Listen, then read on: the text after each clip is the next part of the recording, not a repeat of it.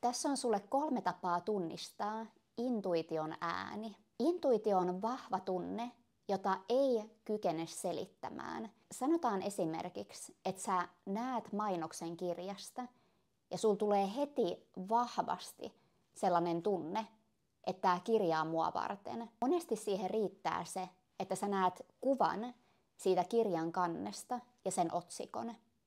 Ja silloin sulle tulee vaan tietty tunne, että mun pitää tilata tämä kirja, että tässä kirjassa on jotain mua varten. Intuitio voi tulla myös toistuvina symboleina ja merkkeinä ympäristöstä. Eli se on joku asia, mikä jatkuvasti toistuu ja mitä jatkuvasti tuodaan sun tietoisuuteen, niin silloin se on todennäköisesti merkki sun intuitiolta, että tässä on jotain, mitä sun pitäisi kuunnella. 3. asia on kehon viestit. Meidän intuitio on vahvasti yhteydessä meidän kehoon ja meidän kehon aistimuksiin. Eli kun sä ajattelet jotain asiaa ja se asia tuo sulle hyvän, kevyen, rennon ja mukavan olon, niin todennäköisesti se kyseinen asia on sua varten. Ja päinvastoin, jos sen asian ajatteleminen tuo sulle todella epämukavan,